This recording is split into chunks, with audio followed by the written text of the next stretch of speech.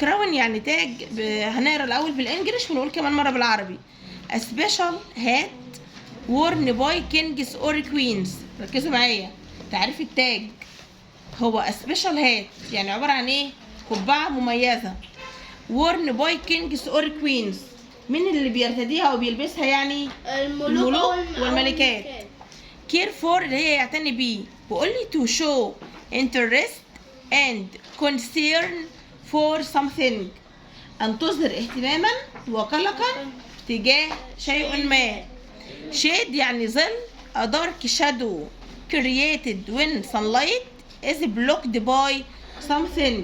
هو ظل مظلم ينشأ عندما يتم حجب ضوء الشمس بشيء ما. بعد كده الجذع بتاع الشجرة. بقول لي the main thick part of a tree supporting its branches and leaves. هو الجزء الرئيسي والسميك في الشجرة الذي يدعم أغصانها وأوراقها.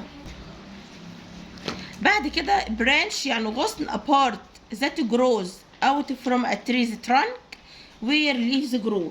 بقول لي جزء ينمو من جذع الشجرة حيث تنمو ليه الأوراق. يعني الفرع ده بيخرج منين؟ من جذع الشجرة. وبعد كده الفرع ده اللي بينمو فيه الأوراق والثمار بقى بتاعت الشجرة اللي احنا زارعينها.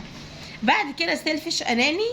caring for oneself only يعني يهتم بنفسه فقط.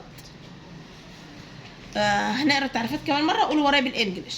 أول تعريف معانا كراون تاج. a special hat.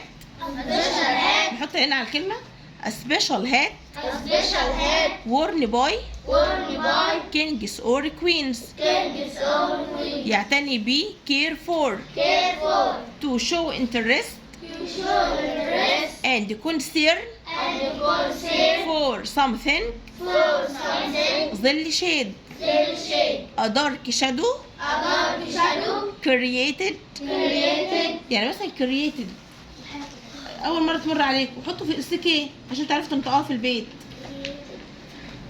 نحط فوق السي معناها ايه؟ كرييتد معناها ينشأ. يعني انتوا بقى من خلال التعريف بالعربي هتعرفوا كل كلمه معناها ايه.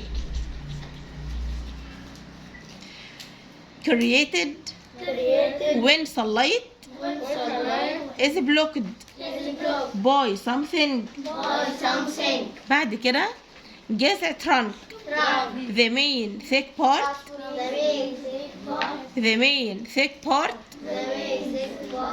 ركزوا معايا of a tree supporting its branches and leaves.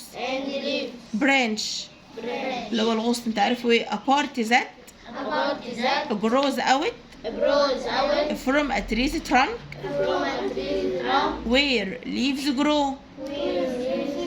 selfish caring for oneself only